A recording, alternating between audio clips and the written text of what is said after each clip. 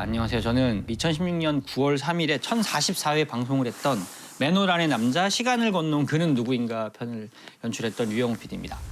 이게 해양대 2006년 8월 22일에 오전에 이제 작업 인부들이 맨홀안을 열어봐요. 거기서 이제 뭐가 물 안에 가지런히 놓인 옥매트 하나가 있어서 들어봤더니 이제 묵직했던 거예요. 그래서 사람들이 열어보고 무슨 이상한 냄새가 난다. 그래서 슥 열어봤더니 이제 새카맣게 된 비누처럼 된 무언가 형태여서 사람들이 자세히 봤더니 이제 이런 식으로 이제 구부리고 있는 시신이 발견돼서 이제 살인 사건인가 보다 해서 경찰에 알려줬고 그때부터 이제 해양대 맨홀 변사체 살인 사건이라고 해서 10몇 년째 지금 18년 이상 됐죠? 미제 사건으로 남아있는 사건입니다.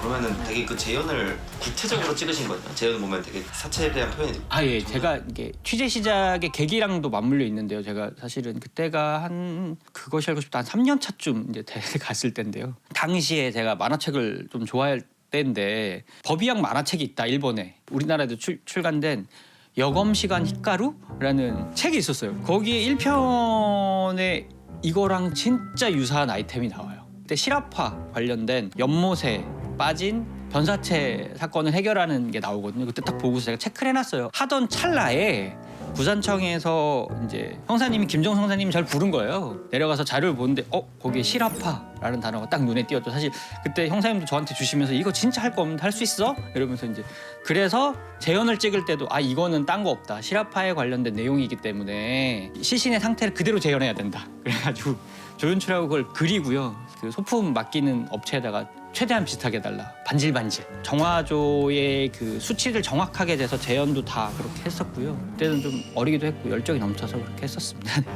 그럼 피해자 사망 원인이 무엇인가요? 사망 원인 자체가 이제 이 시체 사진을 전 다 봤는데 되게 이게 퉁퉁 불어있어요. 그러니까 이게 비누처럼 되어 있거든요. 정말 실화파. 지방이 이제 뭔가 뭐 수산화칼륨 뭐 이런 것들을 만나서 비누처럼 되는 거예요. 저희가 비누 샤워기 옆에 오래 두면 미끈미끈한 상태 아시죠? 딱 그 상태인데 굉장히 특수한 환경 조건, 예를 들면 물이라든지 습도가 높은 환경에서 시신 전체가 마치 그 밀랍 인형처럼 그리고 왁스의 형태처럼 이렇게 만지면 미끈미끈하고 뭔가 지방층이 있다는 느낌이 드는 그런 형태로 바뀐 거를 실화파라고 합니다. 밖에 무슨 흔적들은 알 수가 없어요. 실화파가 됐기 때문에. 근데 이제 부검하시는 분들이 봤더니 여기 이제 갑상연골 해가지고 여기가 이제 수직으로 골절이 된 거예요. 그래서 이것들을 많이 보셨는데 이거는 강한 외력에 의해서 목을 어떤 충격을 가한 것이다. 그래가지고 법의학 분들 중에선 이거를 뭐 손으로 이렇게 눌렀을 것이다라는 분도 계셨고 아니면 유성호 교수님 같은 경우는 발로 찼을 확률이 높다. 왜냐하면 그 정도로 압력이 가해지려면. 사망 원인은 비구폐쇄성 질식? 그러고 그때 봉투도 있었거든요. 아람마트라는 봉투랑 청테이프도 안에 이렇게 입을 다 가리고 있어서요. 질식 내지는 목에 어떤 압력이 가해서 죽었을 것이다라고 보고 있습니다. 네. 만약에 되게 그때도 얘기를 했는데 이게 썩었으면 그거조차 안 남았을 수 있어요. 그냥 분해가 돼버려서 자연에 의한 건지 물에 의한 건지 아니면 어떤 동물에 의한 건지를 말을 할 수 없는데 실화파가 되면서 보호가 돼 있어서 뼈의 상태 같은 것들은 정확하게 알 수 있었던 거죠. 그래서 제가 제목을 시간을 건너온 남자라고 적었잖아요. 그때 왜 그랬냐면 그 여검시간 히카루에서 소제목이 그거예요. 시간을 건너온 소녀. 그대로 그 책을 홍보하자는 거예요. 구할 수 없습니다. 지금 아마 그냥 중고 서점 아니고선 중고거래 아니고선 구할 수가 없는데 되게 비슷해요. 뭐냐면 연못에 산속에 있는 연못에서 제보자 한 명이 발견을 해요. 시신을. 근데 악취와 비누처럼 생겼더라. 실화파가 보통은 저온에 습기가 많은 물이 있는 곳에 있는 환경에서 그게 한 3년에서 4년을 걸쳐 사실은 실화파가 돼요. 그 히카루에서도 검시가 나고 형사가 수사를 하는데 3년 전, 4년 전 사람들이 실종돼서는 아무것도 안 나와요. 그러다가 이제 폐기물 업체가 거기에 뭔가를 버려요. 그게 이제 뭐 수산화칼륨 같은 약품이었는데 이게 같이 되면 1년 내로도 가능하다는 거예요. 사실은 그래서 시간을 건너온 시간에 특정이 돼서 그 사건을 해결하는 내용이에요, 만화가. 그래서 8개월 전에 이제 고3의 여자아이를 발견해서 그게 사건이 해결되는 내용인데 사실 그걸 보고서 되게 비슷하더라고요. 그래서 왜냐하면 거기가 생활 우수가 들어가는 맨홀이에요. 그러니까 학군단 기숙사도 있었고 일반 학생들이 살던 기숙사도 있었어요. 생활호수 중에 비누 관련된 물질들이나 이런 것들이 얼마나 많이 나왔겠어요. 그 생활호수가. 그러니까 3, 4년이라고 볼 수는 없고요. 제가 그때 봤을 때는 한 1년 내에 그 2006년 8월이니까 2005년 겨울에서 2006년 초 겨울에도 충분히 가능하다. 왜냐하면 숟가루처럼 이것도 수산화칼륨이라든가 화학약품 내지는 비누 관련된 것들이 되게 많았을 곳이기 때문에 용의자가 시신을 맨홀 안에 유기하는 바람에 시신은 실압화가 될 수 있었다는 겁니다. 연사체 지방이 맨홀 속 수분을 만나 지방염으로 변하고 오수에 포함되어 있는 칼슘이나 마그네슘과 결합하면서 비누처럼 변하는 화학 반응을 일으킨 겁니다. 그 옥매트 자체가 뭐 그 외부 환경하고 분리가 돼 있거나 이런. 아 그렇지 않아요. 그 우리 부직포라 그러잖아요. 물이 충충 이렇게 쑥쑥쑥 들어가는 구조고요. 충분히 더 흠뻑 젖어 있었거든요. 그 자체가. 네, 그래서 충분히 가능한 환경이다. 그리고 제가 그 촬영하면서 그걸 몇 번 들어갔었어요. 이게 한여름이었는데 그 비누 냄새 막 역한 냄새가 진동을 하고요. 거기서 안 썩은 게 다행인 거죠. 실압화 자체가 환경이 저온에 물이 많은 곳인데 만약에 여름에 유기됐었으면 썩었을 거예요. 그냥 다. 완전 썩어서 부패라 그러거든요. 이게 어렸을 때부터 이제 시신 사진들 이렇게 취재를 하면서 많이 봤는데 사실 물에 의해서 더운 날 부패된 그 형체를 알 수가 없는데 이건 되게 잘 보존이 돼 있었어요. 형태는 그대로. 그래서 겨울일 확률이 굉장히 네, 높다. 높다. 겨울일 확률이 되게 높다. 그럼 피해자를 혹시 학교 내부 인원과 외부 인원 중에 어디에 더 가능성을 높게 두고 계신가요? 이게 학생들이라면 오히려 쉽게 알지 않았을까요? 왜냐면 거기가 약간 군대 조직하고 비슷해요. 왜냐면 보통 그 기숙사에서는 점호를 했었고 친구가 한 명 없어지면 충분히 알지 않았을까요? 그리고 그곳 자체가 통행이 자유로워요. 내부 인원일 가능성도 없지는 않지만 낮다. 외부의 사람들이 되게 많이 오고 그 형사님도 그렇고 저도 되게 집중했던 건 그때 10년 전에 그 즈음에 했던 공사 현장이 있었어요. 뒷 야산에 공사 현장이 있었는데 그때 이제 대구의 한 공사업체 그걸 했는데 수많은 사람 대구 분들이 왔었거든요. 그리고 일용직 근로자들도 사실 되게 많아요. 하루 이제 인력사무소에서 오시는 분들은 만약에 기숙사에서 며칠 근무하다가 예를 들어 어떤 사건이 벌어지면 알 수가 없죠. 해양대 지리를 잘 아는 외부인일 확률이 제일 높다라고 생각을 해요. 거기 자체를 구조를 알기 되게 쉽지 않아요. 섬이거든요, 해양대 자체가. 섬의 오른쪽 끝에 들어가서 오른쪽에 기숙사와 학군단 기숙사가 있고 그 옆에 또 하물며 사람들이 되게 좋아하는 바닷가도 있어요. 거기를 아는 거는 알더라도 여기 맨홀은 모르시더라고요. 이제 관광객들한테 엄청 물어봤어요. 저 옆에 맨홀 있는 거죠? 누가 맨홀을 그걸 보고 살아? 이러면. 저 뒤에 맨홀 있는 건 아세요, 어르신? 네? 맨홀. 맨홀 잘 맨홀은 잘 모르시고 아마 그래서 공사 관련된 분 그리고 맨홀의 정보와 지식이 있는 분 맨홀이 혼자 들기도 되게 힘들어요. 140km 정도 됐거든요. 저도 몇 번 들어보려고 시도했는데 안 됐고요. 빠루 2개 정도를 이용해서 기술이 있다면 들 수는 있겠더라. 그래서 이제 그 공범에 대한 가능성 얘기가 나오잖아요. 그 맨홀 뚜껑 때문에. 그러니까 맨홀 뚜껑도 그렇고요. 옥매트 때문이에요. 1인용 옥매트. 제가 거기까지 찾아갔었는데 이게 직접 만져보면 부직포예요. 그래서 이렇게 진짜 좀만 몇 킬로그램짜리 힘을 줘도 쭉 찢어질 것 같은 사람 죽으면 더 무겁다 그러잖아요. 실제 체감보다 더 무겁거든요. 그거를 만약에 넣고 이렇게 들었을 때 혼자 이렇게 들 수는 있죠. 이렇게 들 수는 있는데 그것보다는 그리고 되게 반드시 놓여져 있었어요. 맨홀에 이렇게 놓여져 있었거든요. 그렇다면 두 분이 이렇게 툭 놓지 않고 했었으면 혼자서 하기 쉽지 않았을 텐데 일단은 맨홀 자체가 140kg짜리를 혼자서 낑낑대고 그 열기가 쉽지 않고 프로파일러 분들도 다 동일한 의견이었거든요. 이거 자체가 부직포에 그 쌓인 거 자체도 그렇고 쉽진 않다. 그럼 이제 공범이 있을 가능성이 높고 또 나온 가능성 중에 이제 가족 살해의 가능성 얘기 나왔잖아요. 이게 가족 살해라기보다는 같은 생활 공간을 함께 하던 사람들이 함께 하지 않았을까. 왜냐면 옥매트라는 그 유류물도 그렇고요. 아람마트라는 것도 영도에서 사실 되게 사람들이 자주 가던 마트예요. 옛날에 저도 부산 쪽 사람이지만 옛날에 뭐 아람마트, 탑마트 이렇게 경남 부산 지역에서 유명했거든요. 꽤 큰 마트였고 이것들이 일반 어떤 다른 공간에서 발견됐을까라는 건 조금 의심스럽고 보통 시신을 유기할 때 보면 자기가 가장 익숙한 걸로 해요. 가장 주변에 잡히는 걸로 많이 해요. 아닌 경우도 있어요, 물론. 근데 보통들 그렇거든요. 그러니까 보통을 추론하자면 생활 공간을 함께 하던 사람, 그게 가정일 수도 있고요. 공사 현장의 기숙사일 수도 있겠죠.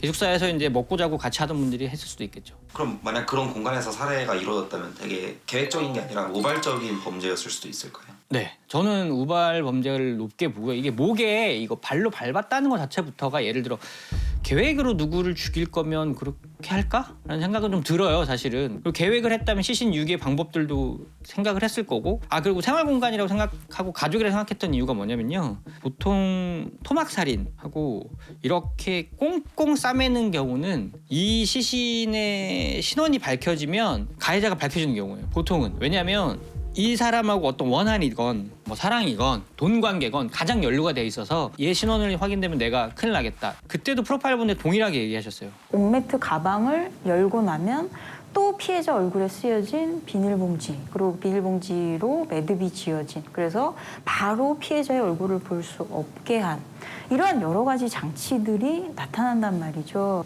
피해자와 가까운 사람일 가능성이 훨씬 높죠. 그럼 이제 가장 많이 나왔던 얘기인데 이제 피해자가 외국인일 가능성이 얼마나 있을까요? 영도라는 또 지역적 특성이 외향 선원들이 되게 많아요. 근데 이제 그 의문인 거죠. 이분들이 아랍마트, 옥매트에 그거는 좀 애매한데 사실은 외국인 노동자나 외국인 인부였다면 가능할 수도 있지 않을까? 만약에 뭐 같이 생활하던 외국인 인부들이 있다가 이 사람을 죽이고 만약에 출국을 했다면 우리 수사기관에서 난리도 없고. 근데 그건 있었어요. 저희가 복원을 하면서 하셨던 게 인종을 아직 정확하게 뼈로는 알 수는 없지만 동남아 계열일 가능성도 조금은 있어요 라는 부분을 얘기를 하셨었거든요. 근데 그때는 뭐 이것도 적은 가능성이기 때문에 배제하긴 했었지만 조금의 가능성은 있다. 네. 외국인이면 거의 찾을 가능성이 그렇죠. 적죠. 실제로 미제 사건 중에 가해자가 중국인이거나 외국인인 경우도 꽤 있고요. 그래서 수사는 그럼 잘 못해요. 할 수는 잘 없어요.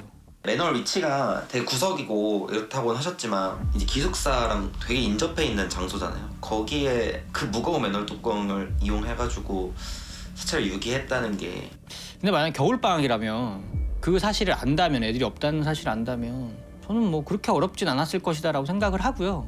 그리고 그것도 있어요. 그때 뭐 5년 만에 열었다고는 하는데 2004년에 열었다는 얘기는 또 있었어요. 열었네 말았네 업체에서. 그러니까 2004년부터 발견됐던 2006년 그 겨울이 가장 저는 의심스러운 거죠. 그 두 겨울이. 2004년에 열었던 게 진짜. 근데 그거는 네. 진술이 엇갈려요. 한불은 내가 열었었다. 청소를 했었다. 해양대에서 우리 그래? 열려고 한 적이 없는데? 왜냐면 거기만 열지 않을 거 아니에요.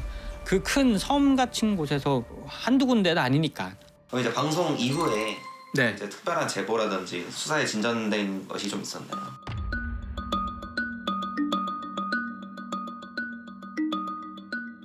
이게 비싸요. 보호 기술이요. 네, 보건기술이 당시 비쌌어요. 지금은 아마 국가수에서 할 거예요. 저희가 이제 제가 해드릴게요. 제작비로 한 2천만 원을 넘게 그것이 알고 싶다 제작비로 복원을 해드린 거예요. 오롯이. 제가 그때 당시에 좀 잘 아꼈거든요, 제작비를. 그래서 한 회차의 제작비를 좀 아끼려고 전 회차 거랑 이렇게 해서 두 회차에 나눠서 그때 2천만 원을 들여서 했는데요. 부산을 내려가서 무용고 묘지 거길 가서 파묘를 했어요. 파묘를 해서 이제 제가 강남 성모병원에 이제 전달해 드려야 되는데 사실은 부산청 형사님들이 있잖아요. 저는 어차피 서울을 가잖아요. 그래서 어떻게 했냐면 그 파묘를 하고 저희가 제사를 지내고 백불 시신을 제가 들고 그것이 알고 싶다 사무실까지 와서 하룻밤을 같이 보내고 이게 그대로 냅두면 안 되겠는 거예요. 이게 뭔가 유실도 될 수도 있고 사실은 피해자분이잖아요. 그래서 제가 진짜 공손하게 제 자리 위에다 올려놓으면 사람들이 볼 것 같아서 밑에다가 이제 두고 제가 죄송합니다 꼭 찾아드리고 싶습니다 하면서 이제 여기에 두고 그 다음 날 이제 아침에 이제 성모병원에 이제 인계를 해드렸거든요. 그래서 이제 제가 맨날 말해요. 지금 이한기 PD가 그 자리에 앉아 있는데 말은 안 했는데 그것이 알고 싶다에 시신 뭐 백골이 한 분이 왔다 가셨다. 그건 제가 맨날 얘기를 하고 있는데 하여튼 그래서 그때 3D 스캐닝을 떴었어요. 부산청 형사분들은 수사비를 아끼셨던 거고요. 저는 하나 할 수 있었던 거죠. 어떻게 보면 피해자분을 위해서 하는 건데 그때 당시에 약간 조금 의가 상했었죠. 왜냐면 제가 2천만 원을 들여서 사실 저희 단독인 거잖아요. 제가 했고 방송 나가기 일주일 전쯤? 그러니까 2주일 전쯤에 복원이 완료가 됐어요. 뭐 3D 스캐닝도 완료됐고 이게 덧대는 작업들까지 해서 이제 대충의 얼굴들이 나와서 이제 저희한테 왔고 그 자료를 저는 이제 수사에 써라라고 먼저 드렸어요. 그래서 이제 전단을 제작하고 그 전단을 뿌리는 장면을 찍어야겠지 하고 이제 저는 막 이제 부산에서 열심히 취재를 다니고 있는데 뉴스가 나오는 거예요. YTN 뭐 MBN 뭐 나와요. 저 내가 한 건데 우리가 한 건데 저게 왜 갑자기 릴리즈를 했지 알아봤더니 이제 부산청 이제 윗분들이 뭐 같이 했는데 SBS만 줄 수 없다 그것이만 줄 수 없다 해가지고 이제 전체 릴리즈를 해버리신 거죠. 그래서 제가 이제 노발대발을 했는데, 근데 좋았던 거는 먼저 돼서 사실은 제보가 좀 더 들어왔었고요. 그 당시에 이제 51세 어떤 한 분이 내 동생 같다라고 한 분이 있었어요. 이제 저희 방송을 보고는 아니고 저희가 만든 걸 보고 이제 신문에 여기저기 다 났거든요. 그때 그분이 보시고서 우리 동생 닮았다고 했는데, 동생이 마침 그 당시에 제 방송이 나가고 얼마 안 돼서 대구에서 어떤 인터넷을 개통한 게 알려졌던 거예요. 아, 살아 계시는구나 해서 피해자분은 못 찾아 드렸는데 저희 방송 덕에 20몇 년 동안 해줬던 가족분을 찾아준 적은 있어요. 근데 그 이후에 제보는 사실 계속 들어왔어요. 근데 조금 더 진행될 만한 건 아직 없어서 사실 이번 편을 통해서 또 나가면 보시고 한번 저희 그알이나 부산청에 이제 한번 얘기를 하시면 좋을 것 같아요. 얼굴 복원을 이제 그 당시에 그렇게 한 거잖아요. 네. 지금 또 새로운 기술로 복원을 하면 더 구체적인 묘사가 가능할까요? 그때 이제 이우영 교수님이랑 이제 다른, 잠깐만요, 그분 이 이름을 꼭 얘기해드리고 싶어서 아, 네. 당신이 좀 깎아주셨어요 마지막에. 그래가지고 네, 너무 감사했다. 한승호 교수님이랑 이우영 교수님 팀이 해주셨는데요. 그 당시에는 거의 최신 기술이었고, 그때 이제 해부학적인거나 인종적인 측면들 이런 것들은 아직 덜 되긴 했지만 되게 많이 해주셨고요. 이번에 국가수2에서 봤더니 유준열 연구원님, 그분 한번 만나 뵙고 싶긴 했어요. 저는 바이오메디컬 아티스트고요. 바이오메디컬 아트 분야에서 얼굴 복원을 중점적으로 하고 있는 사람입니다. 현재 과학의 힘으로 사건의 진실을 찾아내는 국립과학수사연구원 법의신원확인실에서 근무하고 계시고요. 백골 시신의 얼굴 뼈만 가지고 변사자의 생전 얼굴을 복원해 신원 확인에 도움을 주는 분이라고 합니다. 엄청 많이 발전했기 때문에 저희가 3D 데이터가 저한테 아직 있어요. 그때 스캔을 받아 제가 원본을 다 받아놨었거든요. 그래서 그걸 한번 맡겨보면 조금 더 얼굴이 나오지 않을까. 그 당시에도 그거를 조금 두려워하셨어요. 복원하시던 분들이. 뼈 골격이랑 이거는 이렇게 해서 전체적인 덧댐까지는 하는데, 예를 들어 머리가 어떻는지, 쌍꺼풀이 지었을지 말지, 뭐 피부 톤이라든지 이런 건 알 수가 없잖아요, 사실은. 근데 국가수2 봤더니 뭐 쌍꺼풀도 어떻게 가능하고 뭐 얘기가 나오길래 그거는 좀 해보고 싶다. 그거 말고는 사실은 DNA죠 뭐. 다행히 2013년도에 DNA가 나와요. 영도경찰서 우리 형사님들이 대단하세요. 이제 또 다시 열어가지고 해보시겠다고 그거를 DNA를 맡겨서 DNA는 나와 있어요. 이분의 DNA는. 실제로 그래서 형제면 가능하죠. 가족이면 가능해요. 만약에 DNA가 나왔는데 가족 DNA인데 이분하고 일치라는 게 있다. 그럼 가능하겠죠. 그럼 가족을 찾아줄 수도 있는 걸, 그분이 가해자라는 건 아니고 신원이라도 확인되면 이 사건은 거의 이제 아까도 말씀드렸지만 되게 쉽게 갈 수 있거든요. 그 얘기부터 하고 싶어요. 일단 뭐냐면 제가 댓글을 되게 열심히 읽는 사람이라 댓글에 보면 뭐 부산이 왜 그래, 뭐 광주 청과 나가면 저 광주 사람들 왜 그래, 뭐 이런 것들 많으세요. 근데 역으로 생각하시면 그게 아니고 그만큼 그 수사 형사님들이 열심히 수사를 하시려고 저희랑 같이 협조를 한 거고요. 그것일 뿐 지역적인 차별을 하시는 건 옳지 않다고 보고요. 그 형사님들이 이렇게 저희를 찾아왔을 때는 깝깝해서예요. 그러니까 이 사건 같은 경우도 그렇고 사바의 단란전 사건도 그렇고 제보자 한 분 나오면 되거든요. 수사의 단서가 돼서 사실 진행할 수 있어요. 그래서 사바의 단란전 사건 같은 경우는 3명의 피해자가 있었고, 오늘 새벽 2시 반쯤 서울 신사동 한 단란주점에서 4명을 흉기로 찔러 경찰은 범행 수법이 잔인한 점으로 미루어 원한에 의한 범행일 가능성이 크다고 보고, 저도 사실은 제보를 받았던 게 꽤 있었어요. 제가 방송에 안 냈던 자동차와 관련된 게 있었어요. 제가 이제 모든 걸 다 공개하긴 좀 그러니까 빼놨던 부분이 있는데, 그 자동차 관련된 거를 포함해서 제보를 하셨던 분이 있어요. 당시에 이제 방송을 하고 얼마 안 돼서. 그래서 제가 2번째 왔을 때도 한 달에서 2달 넘게 그 취재를 했었거든요. 근데 이게 막막해요. 이게 제가 그리고 집중하는 거는 사실은 이 사건 할 때 제가 가장 꽂혀 있었던 부분은 사바의 단란주점 때 손해배상 관련된 부분이었어요. 미제 사건의 손해배상. 이게 피해자 구조 제도, 지원 제도가 생겼는데 2000년 초반의 미제나 아니면 그 이전에 화성 연쇄 살인 사건이 피해자들이 무슨 보상을 받았을까요? 뭐지 않았을까요? 안 받았어요. 제가 그리고 이분들을 만났을 때 제가 제일 벽에 부딪혔던 게, 너무 엽기적인 사건이었고 제가 취재를 하고 싶다고 하면 유가족분들이 아무것도 안 해줘 놓고선 왜 이러냐 너네는 대체, 사회가 아무것도 안 해줘놓고 어떤 배상도 안 해놓고 범인도 안 찾아놓고 뭘 하겠다는 거냐라는 얘기를 엄청 많이 하셨고요. 근데 사실은 그 피해자분들은 수십 년이 지나도 얼마나 한이에요. 그 사바의 단란주점 같은 분들도 2차 피해자가 되게 많아요. 피해자 아들분도 그때 제가 잘했다는 얘기도 들었었고요. 이게 삶이겠냐고요. 이분들한테는 어떤 허리케인이 갑자기 멀쩡하던 집안에 몰아치면 이게 괜찮겠냐고요. 3명의 피해자가 있었고 이분들의 가족들이 또 얼마나 많아요. 이분들이 사실은 저한테도 항의도 많이 했어요. 가슴 아픈 얘기를 꺼내냐 뭐 얘기도 하셨고 제가 그때도 이 손해배상 얘기를 꼭 하고 싶다 얘기를 드렸었고 그래서 어쨌건 이 사건이 제보가 제일 중요하거든요. 해양대 이 백골 사건 같은 경우는 DNA가 남아 있어요. 누군가 비슷한 분을 알거나 하고 경찰이 수사할 만한 정황 증거들이 있다면 DNA를 따보면 돼요. 기억이라는 게 얼마나 또 왜곡이 많을 수는 있겠지만 그래도 저는 거기에 희망을 많이 두거든요. 그렇기 때문에 그걸 주변인이 이런 정황들이 있었다라고 제보를 해주시면 좋을 것 같습니다.